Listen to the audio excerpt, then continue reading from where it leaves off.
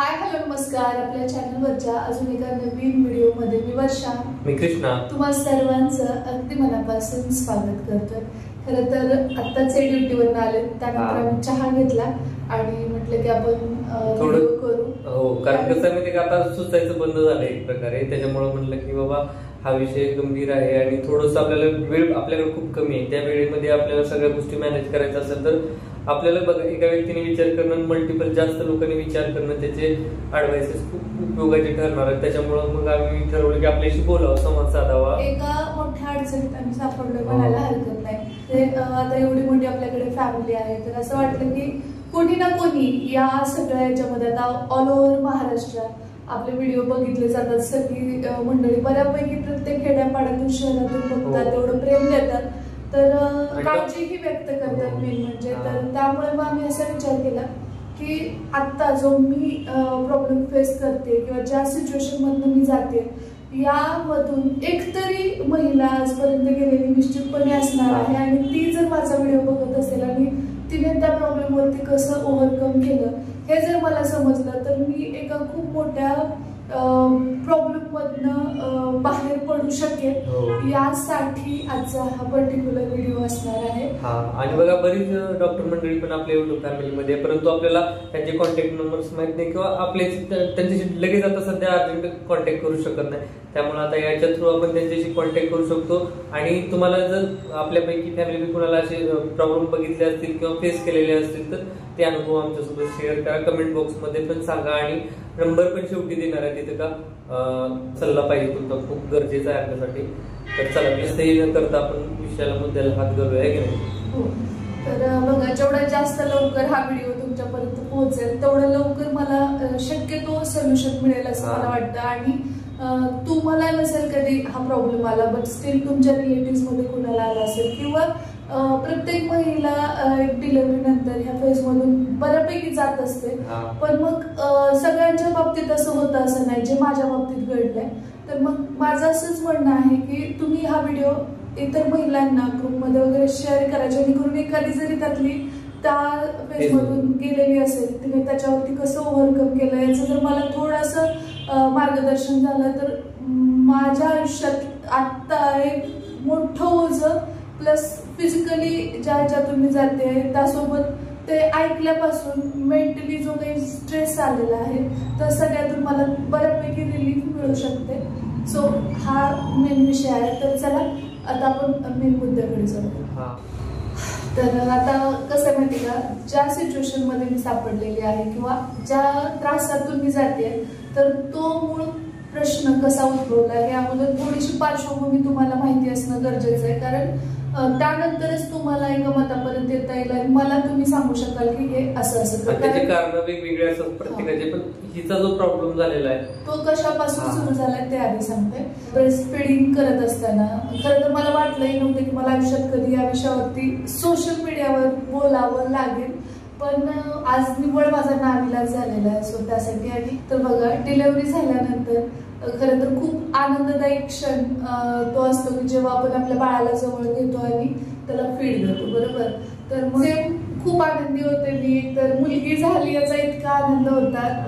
मुलगाही झाला असता तर आम्ही तेवढंच आनंदाने त्याचं स्वागत केलं असतं, पण एक मुलगा एक मुलगी असं ते फॅमिली आमची तिच्या येण्याने कम्प्लीट झाली. आणि जेव्हा मी पहिल्यांदा तिला फिडिंगसाठी घेतलं तर त्या केसमध्ये म्हणजे आता माझी ही दुसरी डिलिव्हरी होती. काही जणांना असंही असतं, म्हणजे प्रत्येक डिलिव्हरी युनिक आहे की असं नाही की म्हणजे पहिल्या डिलिव्हरीच्या वेळेस आलेला जो एक्सपिरियन्स आहे सेम तसंच नेक्स्ट टाइम येईल असंही नसतं. कारण पण बदल होतात. हो, आणि प्रत्येक वेळेस वेगवेगळे एक्सपिरियन्स येतात. तर मग त्यामुळे मला फिडिंगचा अनुभव नव्हता अशातला भाग नाही.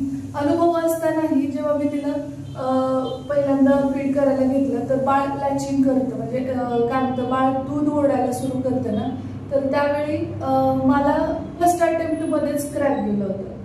मग मी मॅमना हॉस्पिटलमध्ये असतानाच, कारण माझं म्हणजे 5 दिवस तिथेच होते मी हॉस्पिटलमध्ये, तर त्या 5 दिवसामध्ये मॅमना मी जेव्हा ते सकाळ संध्याकाळी यायच्या आणि हे करायचे की कसं काय सिच्युएशन आहे काय नाही, तर त्यांचा फोकस जास्त म्हणजे टाके कशा आहेत या गोष्टीवरती होता आणि माझा फोकस यावरती होता की मला ते कट झालेलं आहे आणि आता बाळाला मी कसं फीड देऊ. मग मॅमना मी ते जेव्हा दाखवलं तर त्यांनी चेक केलं आणि म्हटलं की तू निपल शील्ड वापर. मग त्या दिवसापासून तुम्हाला विश्वास बसणार नाही, मला इतका ओरडा घरातल्यांचा पण मिळालेला आहे सगळ्यांचा. म्हणजे जेव्हा डॉक्टरांनी मला ते रिकमेंड केलं की जोपर्यंत ते रिकवर होत नाही तोपर्यंत निपल शील्डचा यूज करायचा. मग त्या दिवसापासून म्हणजे दुसऱ्या दिवसापासून ते अगदी बाळ 4 महिन्याचं होईपर्यंत निपल शील्डचा वापर केला आणि त्यातनंच तिला फीड देत होते. तर त्या कालावधीमध्ये हिची एवढी हॅरसमेंट झालेली आहे. एक तर मी नव्हतो, मी मुंबईला होतो सलग 4-5 महिने आणि त्याच्यामध्ये रात्री बघा दिवसा आपल्या घरातले मेंबर वगैरे घेतात बाळाला थोडंफार असं वेळ मिळतो, परंतु रात्रीच्या वेळेस असं असायचं आईच्या शेजारी पलीकडच्या कॉटवर झोपलेली असायची, गोळ्या वगैरे त्यामुळे पटकन झोपून जायची ती सारखी झोप आवरत वयाच्या मानाने वगैरे आणि उठून काही करणं मी शक्य नाही बरं का. त्यामुळं कसं आहे माहितीये का, रात्री बाळ कितीदा उठतं हे सर्वांना माहित आहे की उठायचं, मग ती निपल शीट गरम पाणी करायचं अगोदर, ती निपल शीट व्यवस्थित क्लीन करायची आणि मग त्यानंतर फीड द्यायचं. असं दिल्यानंतर पण ते निपल शीट ते क्लीन करावं लागायचं गरम पाण्यामध्ये, म्हणजे उकळतं पाणी जास्त त्याच्यामध्ये क्लीन करून परत. मग ते एकच निपल शीट होतं अशातला भाग नाही, मी 2-3 ठेवलेले होते. ते अल्टरनेटिव्ह वापरायची खरं, परंतु ते भीती वाटायची की कुठे बॅक्टेरिया तर नसेल ना झाला आणि ते मग बाळाला परत काहीतरी त्रास होईल ह्या गोष्टी. आणि तुम्ही नोटीस केलं असेल तर बाळाला म्हणजे 4 महिने होईपर्यंत ती खूप वीक होती. मला खूप जणी म्हटलंय की वर्षा बाळाची तब्येत तितकी म्हणावी इतकी हेल्दी नाही, तिचे जे BMI आहे त्यानुसार ती एकदम योग्य होती. कारण मला जेव्हा जेव्हा कुणी बाळाला बघायला आलं की म्हणायचे बाळ खूपच छोटस वाटतंय, वजनच खूप कमी वाटतंय. मग मी डॉक्टरांकडे जेव्हा आपण जातो रुटीन चेकअपला तेव्हा जाण्यावेळी प्रत्येक वेळी डॉक्टरांना विचारायचे की BMI नुसार इथं जन्माचं वजन आणि आताचं वजन ही योग्य आहे का डॉक्टर, की म्हणजे एक असतं ना मॉम गिल्ट की मी कुठे कमी पडते का. तर मला सतत बॅक ऑफ द माइंड होतं की मी निपल शील्ड यूज करते त्यामुळे कदाचित हिला पोटभर दूध मिळत नसेल का. डॉक्टरांचं एक उत्तर असं दिवसातून ते 10-12 वेळा सू करते का, तर मग काय अडचण नाही, तिला पोट भरते तिचं ते पण. आणि ते वेट जर वेळ मेजर करतात आणि ते सांगतात की जन्माच्या वेळेचं आणि आताचं वजन तर योग्य आहे, तुम्ही लोकांचा विचार करू नका कोण काय बोलतं. आणि प्लीज या निमित्ताने एक गोष्ट मला इथे नमूद करायची आहे, ज्या कोणी प्रत्येकीने ही जबाबदारी घ्या. कुणाचंही बाळ बघायला तुम्ही जात असाल ना, तुम्हाला जर वाटलं की खूपच छोटूसं आहे तर तुम्हाला वाटतंय, परंतु तुम्ही त्याचं वजन चेक करून कधीच बघितलेलं नसतं, त्यामुळे तुमचा गैरसमजही होऊ शकतो. त्यामुळे आई डिप्रेशन मध्ये जाते. मला खूप मेसेजेस येतात की आमचं बाळ आहे ना वर्षा असं जास्त दष्टपुष्ट नाहीये, बोलू नाहीये आणि मग त्यामुळे असं वाटतं की मी कुठे कमी पडते का, तर तू काय खाऊ घालतेस, तुझं बाळाचा डाएट चार्ट शेअर कर. म्हणजे सतत एक डोक्यामध्ये ते घुमत असतं की माझ्या बाळाचं वजन खूपच कमी आहे का. आणि लोक न विचार करता बोलतात, तर असं नसतं. प्रत्येक बाळ युनिक आहे, प्रत्येक बाळ वेगळं आहे, त्याचे प्रत्येक वेळेचे माइलस्टोन वेगळे असतात आणि ते वेगवेगळ्या वेळी त्या गोष्टी होऊन जातात. आपण विनाकारण इतरांना डिप्रेशन मध्ये नाही टाकावं असं मला वाटतं. असो मुद्दा हा आहे की मग ती खूप वीक होती. मला सतत वाटायचं की येणारी प्रत्येक व्यक्ती म्हणते की बाळ खूपच वीक आहे आणि खूप असं आहे, तर मग मी तर काय करू. आणि तिला डॉक्टरांनी सांगितलं होतं की 6 महिने होईपर्यंत वरचं काहीच नाही द्यायचं, म्हणजे अगदी बालगुट्टी वगैरे बरेच जण देतात ना, तर ते पण नाही द्यायचं. मला सजेस्ट खूप जणींनी केलं होतं पण माझं धाडस व्हायचं नाही. मग 4 महिने होईपर्यंत मी ते डेली असंच फीड द्यायचे, जेवढ्यांदा ती पेन तेवढ्या वेळेस मी तिला निपल शील्ड वापरूनच फीड दिलेलं आहे. मग एक दिवशी असं झालं की म्हणजे सहज मी कुठल्या तरी कामात होते आणि ती खूपच जास्त रडायला लागली, खूप जास्त रडायली. म्हणून मी तिला घेतलं आणि निपल शील्डचा यूज न करता मी तिला डिरेक्टली फीड दिलं आणि ती इतकं छान पिली, पोटभर पिली आणि लगेच झोपी गेली. जसं ती नेहमी नाही करायची, लगेचच नाही झोपी जायची. आणि मला असं झालं की बापरे, आज मी निपल शील्ड न वापरता फीड दिलाय तरी सुद्धा मला क्रॅक नाही गेलाय. सो मी इतकी आनंदी होते. मी यांना कॉल केला, मी म्हणजे सगळ्यांना सांगितलं की डिरेक्टली पिली तिने तरी कट नाही झालं आणि आनंद इतका होत होता की मी सांगू नाही शकत की काय ते क्षण असतात ते. आणि म्हणजे पहिल्या दिवशी पिली तेव्हा कट झालेलं आणि त्यातनं रक्त येत होतं. मग डॉक्टर मला की स्किन खूप सेन्सिटिव्ह आहे, पण जेव्हा 4 महिने तिला झालं त्यानंतर मी तिला फीड दिल्यानंतर तसं नाही झालं. सो मी आताच आनंदी होते की बस आता हे असंच राहू दे देवा आणि कधी काही कट नको होऊ देऊ, कारण माझी त्वचा थोडीशी अशी पातळ आहे तिथे असं डॉक्टरांचं म्हणणं.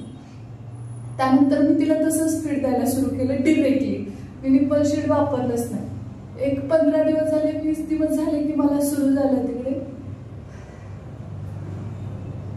काय झालं काय झालं सॉरी.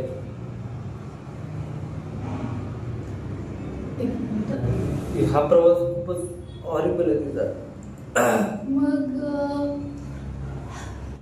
तर ओके सो सॉरी बरं का थोडंसं म्हणजे हे झालं, कारण त्यांनी जवळून प्रवास बघितलेला आहे ऐकलेला आहे. त्यावेळेस माझं ते रात्री तिला कुणीही मदतीला नव्हतं, एकटं सगळं करायचं आणि मी पण नव्हतो. आणि बाळ जेवढ्या नव्हते तेवढ्या वेळ आपल्याला फीड द्यायचंच असतं, तेवढ्या वेळी ते सगळं क्लीन करावंच लागतं. आणि थोडी जरी आपण हायगाय केली कंटाळा केला तर त्याचा बाळाच्या आरोग्यावर परिणाम होतो. मग बाळाला परत वेगवेगळे इन्फेक्शन आणि आजारी पडणं. आणि सुदैवाने कसल्याही प्रकारे तिला एकदाही दवाखान्यात नेण्याची किंवा आजारी सर्दी खोकला ताप असलं कधीच नाही तिला झालं.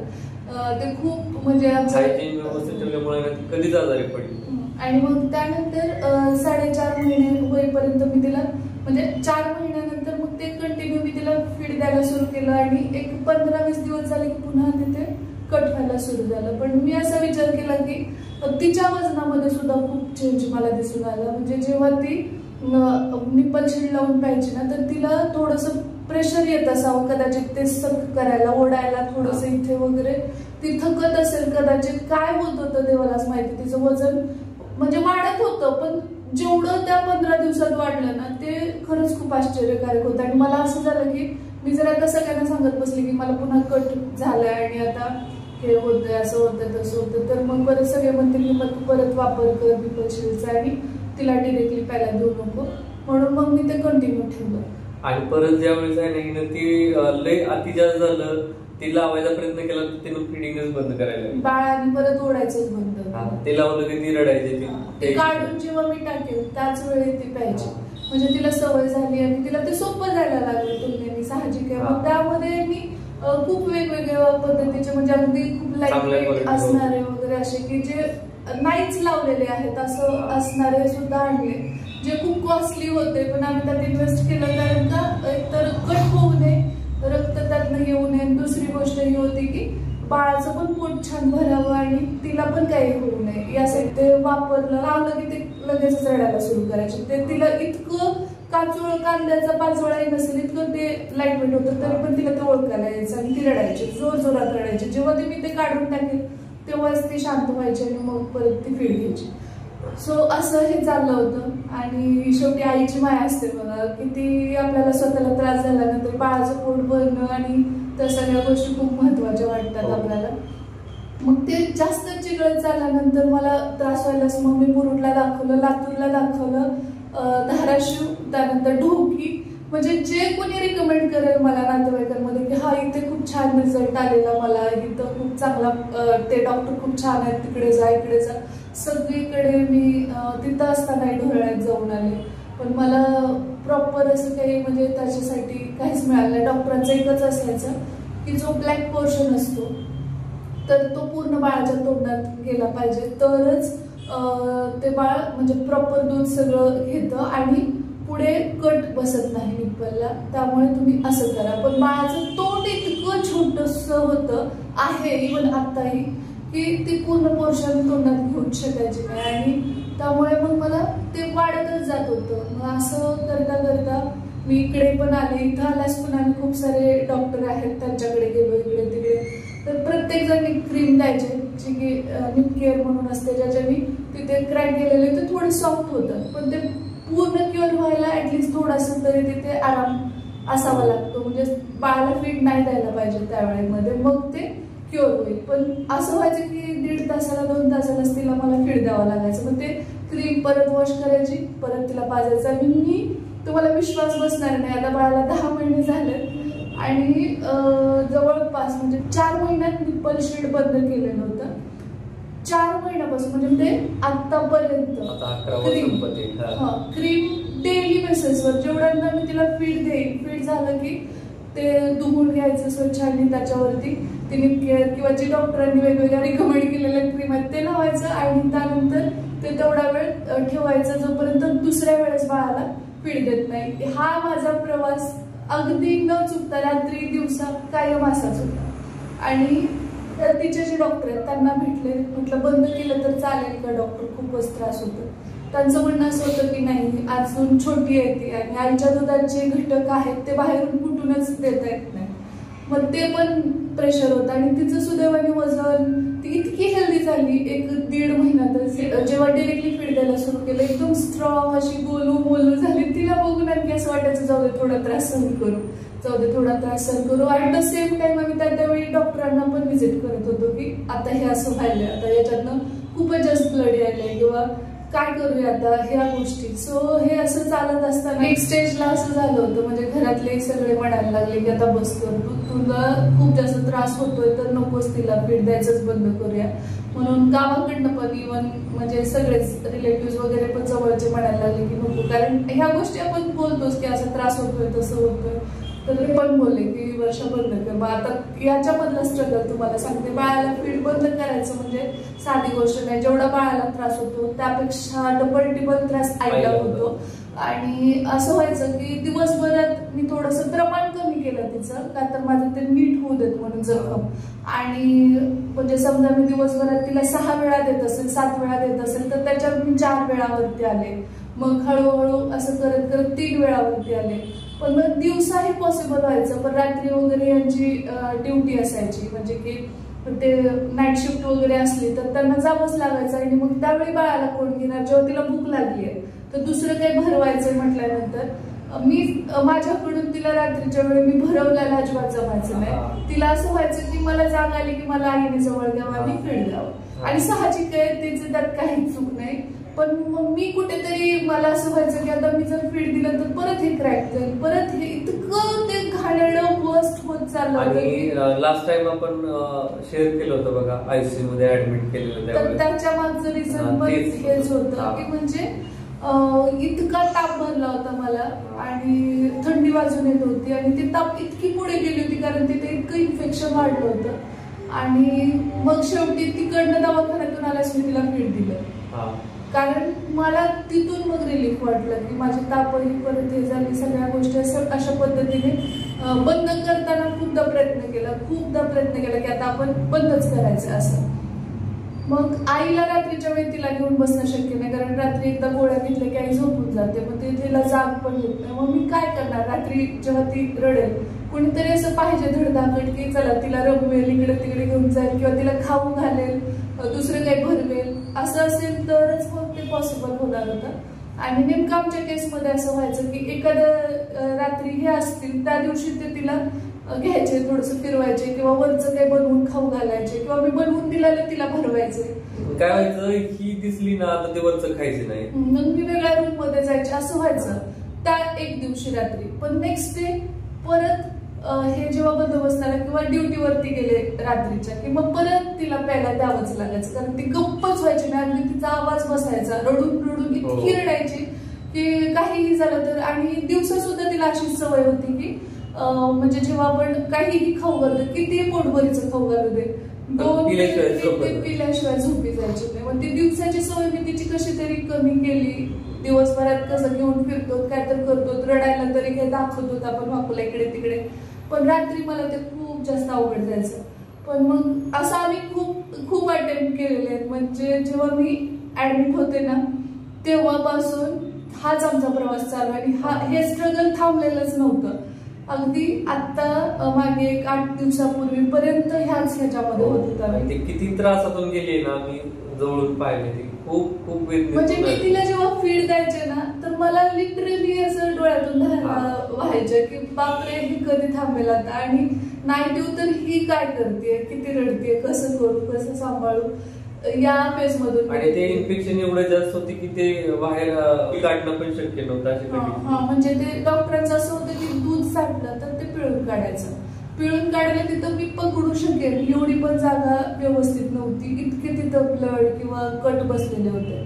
मग ह्या फेज मध्ये शेवटी डॉक्टरांनी सांगितलं की आता तिला प्यायचं बंद करू आपण. म्हणजे मॅडम स्वतः त्या मतावर आल्या. तोपर्यंत असंच होतं मॅमचं की आपण ट्रीटमेंट घेत राहू आणि तिला तू फीड देत राहा, बंद करू नको. आईच्या दुधात काहीच बेस्ट नाहीये बाळासाठी, तिच्या ग्रोथसाठी ते खूप महत्वाचं आहे. सरांचंही म्हणजे तिचे जे डॉक्टर आहेत तर त्यांचंही तेच होतं की हे थोडे दिवस असेल झोपताना तेवढं द्या आणि बाकीचं काही खाते नंतर त्या पद्धतीने देत राहा. पण ती झोपताना अक्षरशः 4 वेळा 5 वेळा तरी उठणार रात्री.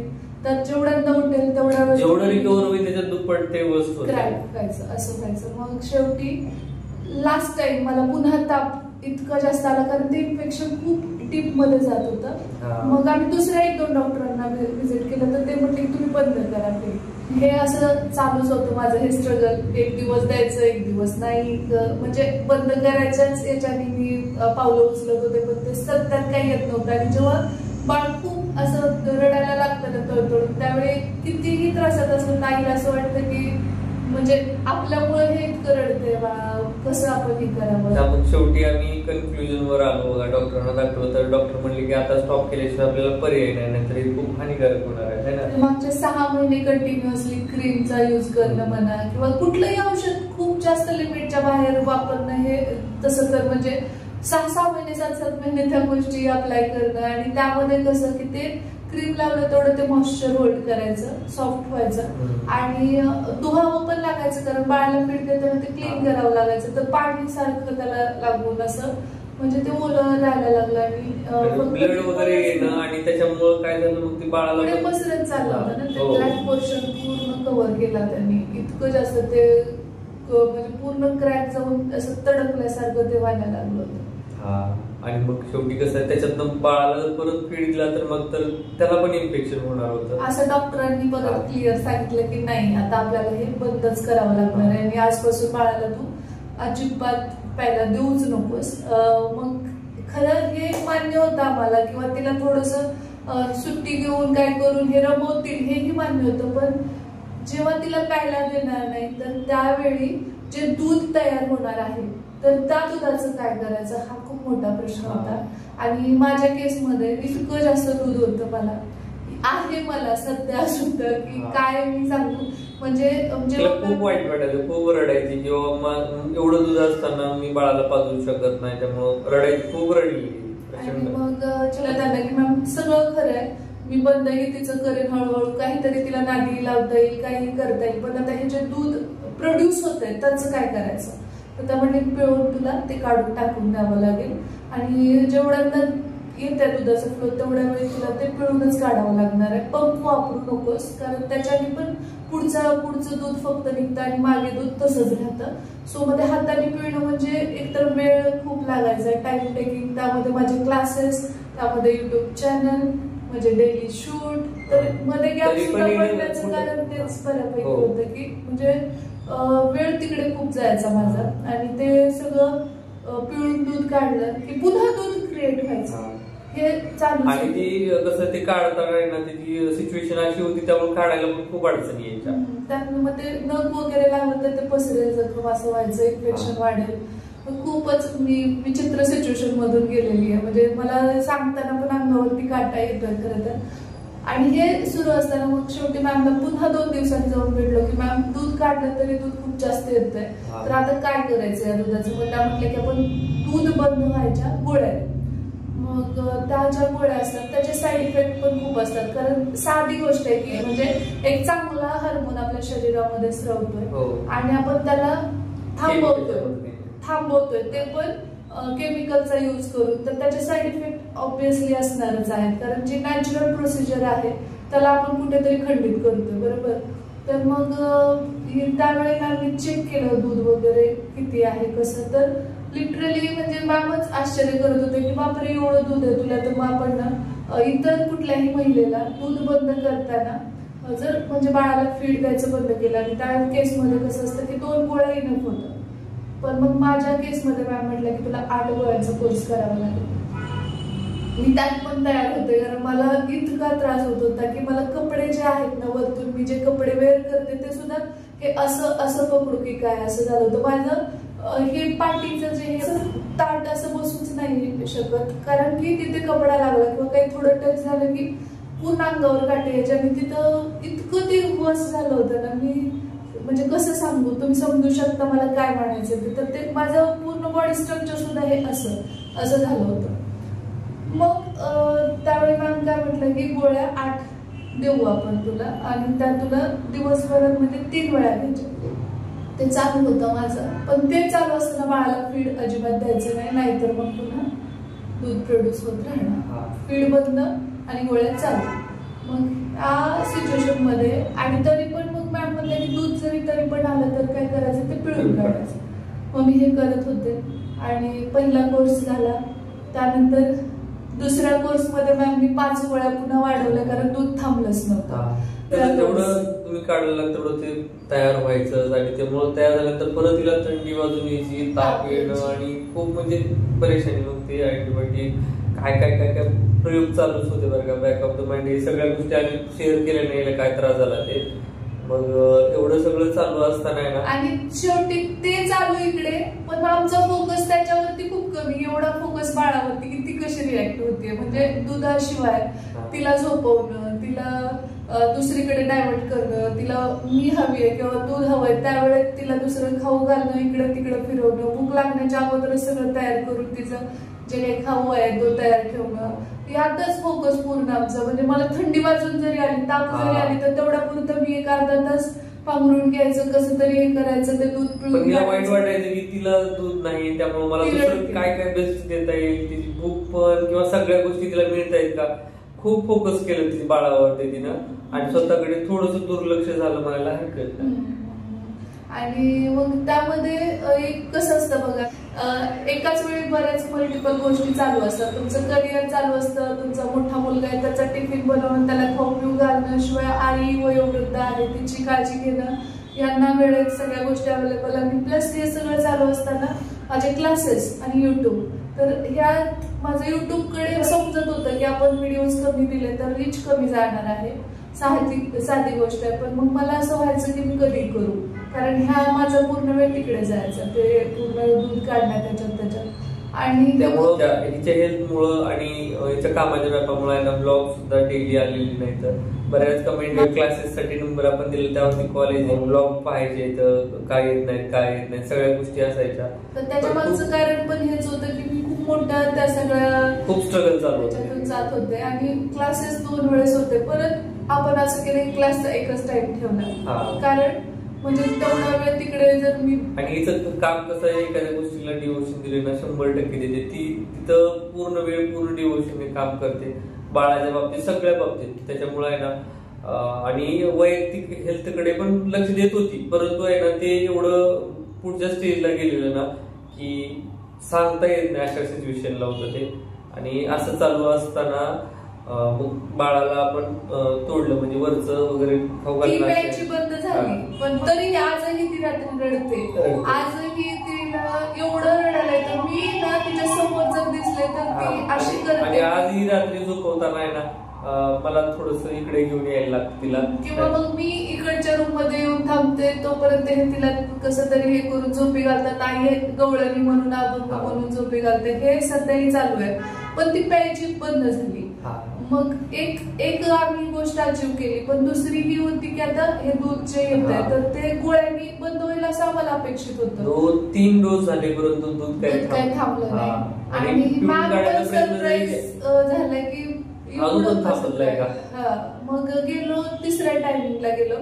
मग मॅमनी पुन्हा आणखी गोळ्या जातो आणि ती गोळी घेतल्यानंतर असं व्हायचं ना, म्हणजे व्हायब्रेट व्हायची पूर्ण माझी बॉडी अशी शेक व्हायची. मला काही समजायचं नाही की अहो मला थरथर व्हायला लागलंय किंवा पूर्ण बॉडी शेक होतीये. म्हणजे अर्थात हार्मोनल चेंजेस जे काही आहेत ते म्हणजे आपण घडवून आणतोय, ते होत नाहीये, ते घडवतोय गोळी घेऊन आपण. आणि आताही आहे नाही, सध्या गोळ्या वगैरे खाल्लेल्या आहेत, झोपून थंडी ताप म्हणजे थंडी वाजत होती, तिला पांघरून घेऊन झोपली होती, तापीची वगैरे गोळी खाल्ल्यानंतर आता उठल्यानंतर आहे ना अर्जंटली तुमच्यासोबत शेअर करायचं म्हणून थोडीशी त्या गोळीचा घाम निघून गेला, त्यामुळे बोलू शकते. आणि हे मला तेच बोलले की वर्ष आपण हे सगळ्यांसोबत मांडू, जेणेकरून काहीतरी आपल्याला त्याच्यावर सोल्युशन मिळेल. मोठं संकट टाळण्यासाठी फक्त तुमच्याशी शेअर करतोय बाबा. आणि कुणी एखादी लेडी जात असेल तर तिला जो खूप हेल्पफुल ठरेल की, म्हणजे बघा ना तुम्ही की एवढ्या गोळ्या घेणं, ह्या करणं, तर हे कसं आहे व्यक्तिवरती आहे. काही जणांना त्या गोळ्या सहनही होत असतील,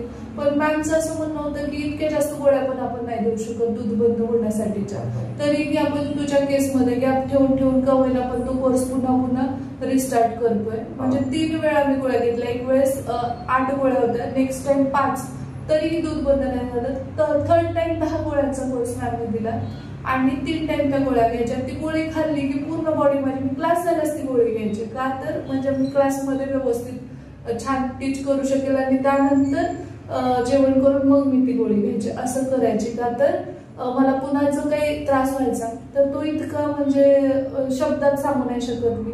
म्हणजे म्हणूनच म्हणते मी, बाळाला जितकं आईच्या दुधापासून आपण वेगळं करतो तेवढं आईसाठी सुद्धा ते मोठं चॅलेंज असतं की ते बंद करताना किंवा त्या बाळापासून होताना. कारण ते दूध साठत जाईल तसं ताप वाढत जाते, थंडी येते आणि ते पिळणं पण चालू होतं. पण थकून जायला व्हायचं मला, हे पूर्ण दुखायचं माझं की ते दूध काढताना. मॅम तर म्हणायच्या पंपचा यूज नाही करायचा. आणि जरी काढायला गेलं ना तर ते जे इन्फेक्शन पुढे जी क्रॅक गेली होती ना त्याच्यामुळे ते ब्लड यायचं, रक्त यायचं. हो, मग त्यामुळे किती काढणार आहे त्यावेळेस रक्त यायला सुरुवात व्हायचं ना त्यावेळेस ती स्टॉप करायची. आणि मग ते बंद केलं की मग एकीकडचं पूर्ण ते क्लिअर बऱ्यापैकी झालं. तरी पण दूध आजही येत आहे, बाळ न पिता सुद्धा, आणि गोळ्या चालू आहेत दूध बंद व्हायच्या. तरी सुद्धा आता आम्ही ज्या प्रॉब्लेम मध्ये आहोत ते तुम्हाला ऍक्च्युअल सांगते. तर मग डेली दूध काढणं किंवा ते होतंय प्रोड्यूस, तेवढ्या वेळा ते काढून फेकून देणं हे चालूच. आणि मागच्या एक 8 दिवसापूर्वीची गोष्ट सांगते. डॉक्टरनी जी काही सल्ला दिला होता त्या पद्धतीने सगळं फॉलो करत होती, कारण मी प्रॉपर फॉलो करायची सवय आहे सगळ्या गोष्टी. आणि हिला गोळ्या मेडिसिन वगैरे खाल्लेल्या आवडत नाहीत, परंतु याने सगळ्या प्रॉब्लेम मधून करण्यासाठी प्रॉपर सगळं कोर्स वगैरे फॉलो केला, सगळं झालं. परंतु कसं माहितीये का, बघा संकट एकदा म्हणजे आलं ना तर तशातला प्रकार माझ्यासोबत घडला. बघा मागच्या 8 दिवसापूर्वी आम्ही दवाखान्यात गेलो. मॅमला सांगितलं की मॅम थंडी वाजून येते, ताप येते. त्या म्हटल्या दूध बंद झालं नाही का, तर चेक करू चल. मग चेक केलं तर दूध येतच होतं, कारण लगेच ते चेक केल्याबरोबर लक्षात येत होतं. मग त्या म्हटलं की तू पिळून काढायचं हे कर. मग मी काढतच होते, त्यांना ते सांगितलं चालूच आहे ना सगळ्या गोष्टी. मग त्या म्हटलं की एक आपण अँटीबायोटिक आणि ह्या गोष्टी देऊया जेणेकरून तुला त्रास थोडा कमी होईल. मग तरी पण 2 दिवसांनी मग दाखव. मग 2 दिवसांनी आम्ही गेलो. मग 2 दिवसांनी गेल्यानंतर त्यांनी सांगितलं की चेक करून बघितलं तर म्हटलं की थोडीशी गाठ आहे छोटीशी. तर त्या म्हटल्या ही गाठ म्हणजे घाबरायची काही गरज नाहीये, कारण की ती एकदम छोटी होती. मग त्या म्हटल्या की गोळ्या देते मी, त्याच्याने ती कमी होईल, तरी पण पिळून काढायचं तुम्ही हे करा. मग ते चालूच होतं, गोळ्या चालूच होत्या. मग रात्रच गेली. नेक्स्ट डे मॉर्निंगला ती थोडीशी गोट्या असतात आपल्या लहान मुलं घेतात तेवढ्या साईजची ती झाली. म्हणजे हे स्किनच्या वरी नाही बरं का, आतून. आणि मग तेवढी साईज त्याची वाढल्यास आम्ही घाबरलो की आता हे काय प्रकार आहे. थोडंसं घाबरायला झालं की बाबा गाठ मोठी झाली आहे तुलनेने, म्हणजे वाढत चाललेलं लक्षात येतच ना आपल्याला चेक करतो तेव्हा. तर मग गेलो आम्ही दवाखान्यामध्ये. मॅम म्हटल्या चेक करू की बघूया, आता गोळ्या बदलून देते मी आणि त्या गोळ्या घेतल्याच्या नंतर ते कमी होणं अपेक्षित आहे. जर कमी नाही झालं तर आपल्याला सोनोग्राफी करायला, कारण ती गाठ आहे ना वाढत वाढत एवढी मोठी झाली ना, काही त्या गाठीची साईज वाढत चालली ना. मग परत मॅमकडे गेल्यानंतर मॅमनी चेक केलं आणि ती जी गाठ आलेली आहे ना ती गाठ खूप मोठी झालेली आणि एकदम कडक असल्यामुळे ना किती जरी त्याला शेक दिले गरम पाण्याचे वगैरे भरपूर काही पट्ट्या ठेवल्या गरम पाण्याच्या. त्यानंतर ते म्हणजे म्हणतात ना आपण की मीठ तव्यामध्ये हे करून ना ते कपड्यात बांधून त्याच्याने शेकलं, किंवा हॉट वॉटर बॅग असते ती ठेवून गरम कोमट तेल करून त्याच्याने त्याचा एक पर्टिक्युलर मसाज आहे तर तो सर्क्युलर मध्ये केला. त्यानंतर क्लॉकवाईज अँटी क्लॉकवाईज तो मसाज करून त्यातलं जे दूध आहे ते काढण्याचा प्रयत्न केला. दूध यायचं पण ते जी गाठ आहे ती ऍज इट इज. मग इतकं म्हणजे ते स्ट्रगल ना, रात्रंदिवस ते काढण्याचं. आणि जसं गाठ ती वाढली त्यावेळेस मग तिच्या मनामध्ये एक भीती निर्माण झाली, बाबा गाठ म्हणजे कॅन्सरची गाठ. असं ती एवढी वेळ लागली ना की अक्षरशः तिला मी समजून बाबा नाही आपण डॉक्टर जाऊ, तंत्रज्ञान हे झालेलं आहे. आपल्या सगळ्या फॅसिलिटी मिळत आहेत आजकाल आणि काळजी 8 दिवसात एवढं म्हणजे अक्षरशः आता आमची मानसिकता ना, आम्ही बोलायचं इच्छा नाही एवढं पर्यंत मानसिकता खालावलेली आहे. त्यामुळे आम्ही एवढा अर्जंट तुमच्याशी सल्ला मागण्यासाठी आलोय. मग आम्ही मॅडमने सांगितले बाबा आपण आता ही गाठ आहे ना आपल्याला चेक करावं लागणार आहे नेमकं काय, तर कारण अँटीबायोटिक वगैरे दिले अपेक्षित होतं पण ते झालं नाही, तर आता आपल्याला सोनोग्राफी हा ऑप्शन आहे. तर मग आम्ही गेलो. मला काही क्लिप्स इथं आहेत घेतलेल्या, शक्य झालं ते लावेन. तुम्ही आहार सुद्धा थोडी मागच्या 8 दिवसात तर दवाखान्यात चालू आहे. तर इथं बघा सोनोग्राफीचे रिपोर्ट्स वगैरे आहेत आणि हे असं सोनोग्राफी आम्ही केलेली आहे. तर गाठची साईज वगैरे तुम्हाला इथे रिपोर्ट्स मध्ये दिसेल बघा. 18 बाय 14 mm ची गाठ आहे आणि खूप मोठी गाठ आहे ती.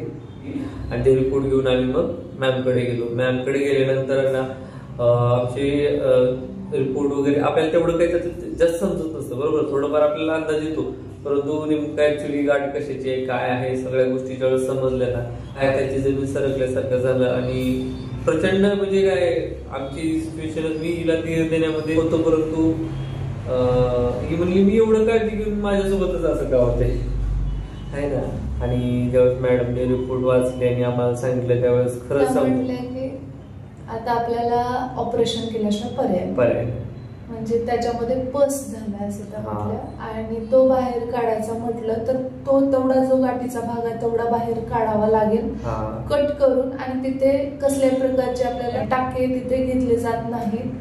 तिथे फक्त आपल्याला काय म्हणजे ड्रेसिंग करावी लागते. आणि ती जी गोष्ट त्यांनी सांगितली की म्हणजे सिच्युएशन किंवा त्यावेळी भूल दिली जाते, पण प्रत्येक वेळेस ड्रेसिंग करताना भूल दिली जात नाही. ऐकताना पण असं होत होतं की का तेव्हा कशासाठी आतापर्यंत जे भोगले चाललंय ते कमी आहे का, की अजून हे काय माझ्यासमोर वाढलंय असं वाटतंय. पण आता जे आहे ते आहे. पण आता याच्यातून बाहेर पडण्यासाठी जर कुणी या फेज मधून गेलेलं असेल किंवा बघा आता एवढ्या सगळ्या आया मला बघत असतील ज्यांनी हे फेस केलेलं आहे, किंवा एखादी जरी असेल तर तिने त्यावर कसं ओव्हरकम केलंय, की म्हणजे माझी एकच इच्छा आहे की माझं ऑपरेशन होऊ नये. कारण मी आत्ताच त्या ऑपरेशन मधून आणखी पूर्ण रिकव्हर पण झालेली नाही बाळाच्या वेळेस, की म्हणजे सीझन मधून अजून पूर्ण रिकव्हर पण झालेली नाही. तोपर्यंत आता हे अजून काय असं होतं मला परत बोल देणं आणि परत त्या गोष्टी नको असं आमचं मत आहे. आणि मॅमचं असं म्हणणं आहे की लवकरात लवकर डिसिजन घ्या. आजचा दिवस तुम्हाला देतो विचार करायला. उद्या मॅमनी बोलवलंय तर उद्या दवाखान्यात जायचंय आणि मग त्यानंतर त्या जिथं रिकमेंड करतील त्या सर्जनकडे जाऊन ती गाठ काढावी लागणार आहे. आणि एकच विचार करतोय की तोपर्यंत जर आम्हाला तुमचं सल्ला मिळाला किंवा तुमच्यापैकी कुणी यातून गेलंय आणि सेकंड ओपिनियन तर आम्ही डेफिनेटली घेणारच आहोत. अजून कोल्हापूर असेल किंवा इतर कुठेही असेल एक चांगले डॉक्टर जर आणखी याबाबत मार्गदर्शन करू शकतील ना तर ते पण आम्हाला सजेस्ट करा. शक्यतो कोल्हापूरच्या आसपासचे तुम्हाला माहिती असतील ते सांगा. आणि त्या पलीकडे जाऊन इतर कुठं दुसरीकडे खूप जास्त तज्ञ असतील तर आम्ही तिथे पण जाऊ. ते पण एक वेळ आम्ही म्हणजे काही हरकत नाही. जर ऑपरेशन टळत असेल तर कुठे असेल तिथं महाराष्ट्रभरात कुठे असेल तिथे सांगू शकता तुम्ही तुमचा एक्सपिरियन्स की बाबा ऑपरेशन सांगितलं होतं डॉक्टरांनी आणि आम्ही म्हणजे ऑपरेशन न करता या मार्गाने हे क्युअर झालंय असं काही असेल. किंवा आयुर्वेदिक काही उपचार असू शकतात. तर घरगुती सगळ्या गोष्टी मी करून झालेल्या आहेत. जेवढं म्हणजे मला नॉलेज सोशल मीडियावरती मिळतंय माझ्या मैत्रिणींकडून नातेवाईकांकडून सगळ्यांनी जे सांगितलं ते मी सगळं केलंय. पण ती गाठ आहे तशीच आहे. वरती अजून जास्त रेड होत चाललंय. वरची स्किन पण तिथली ना व्हाईट न राहता रेड झाली आणि सूज येते. आणि प्लस तर त्रास खूप होतो. म्हणजे गोळ्या चालू आहेत मला पण त्या गोळ्यांच्या पेक्षा सुद्धा ते खूप जास्त पेनफुल आहे. म्हणजे गोळी खाऊनही तितका असा विशेष फरक जाणवत नाही इतकं ते दुखतंय. तर मग यावरती जर तुमच्यापैकी कुणी जर याच्यातून गेलं असेल तर मला डेफिनेटली तुम्ही सांगाल. आणि असे सर्जन जरी असतील की बाबा ऑपरेशन न करता ते पस बाहेर काढता येईल असं काही असेल माझं तेच चाललंय की एक दुसरी कुठली मेथड असू शकेल ज्याच्यात ऑपरेशन न करता पस काढता येईल त्यातला. तर असं काही असेल तरी मला तुम्ही सजेस्ट डेफिनेटली करू शकता.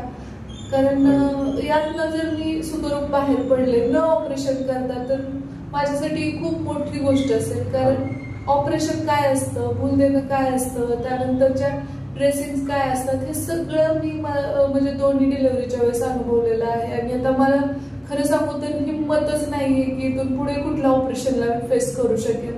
इतकी भीती वाटतेय. भीती म्हणजे ही इथं असं नाही की चला टाके घेतले आणि मग परत एक 15-10 दिवसांनी जाऊन ते टाके कोरडे झालेत की नाही बघणं, असं ते प्रकारच नाही. त्यामुळे ते गोष्टी खूप क्रिटिकल आहेत. आणि पूर्ण ते बाहेर पस काढणं तर गरजेचं आहे. डॉक्टरने तर सुचवलंय आता उद्या ज्यादा काही चेंज करून अँटीबायोटिक दिलेली आहे, तर त्याच्यात तर कमी तर व्हायचं नावच घेत नाही ते, आणखी जास्त घट्ट होत चालले ते. उद्या जायचंय आम्हाला, उद्या जाऊन एकदा दाखवणं म्हणजे एक नॉर्मल आहे. आता त्यांनी आम्हाला सर्जनचं आम्हाला दिलंय सजेशन. त्यांनी मला कालच म्हटलंय की आजचा एक दिवस घ्या तुम्ही दोघं विचार करायला, तरी सुद्धा आपल्याला हे पाऊल उचलावंच लागणार आहे. आणि कॉन्टॅक्ट नंबर डिटेल्स पण दिलेले आहे. मध्ये किंवा आजूबाजूच्या शहरांमध्ये किंवा चांगल्या ठिकाणी आहे ना कुठे सर्जन जरी असतील किंवा याच्यावरती कुणाला अनुभव आले असतील त्यांनी सांगा लवकर. ऑपरेशन न करता अदर काही तिथे मार्ग असेल तर, किंवा ऑपरेशन करायची जर वेळ आलीच आपल्याला येणारच, म्हणजे काय त्याला आलीच तर आहे ना ते सोप्या पद्धतीनं आणि एक अनुभवी त्या क्षेत्रातले जास्त अनुभव असणारे डॉक्टर असतील ना तर तिथं आपण गेलेले जास्त बेटर राहील, आपल्याला त्रास कमी होऊ शकतो. तर आम्हाला कमेंट बॉक्समध्ये पण कळवा आणि नंबर पण इथं स्क्रीनवर देतोय आम्ही. तिथं ना आपल्या फॅमिलीमध्ये काही डॉक्टर पण आहेत, त्यांनी पण आम्हाला नक्कीच सजेस्ट करावं.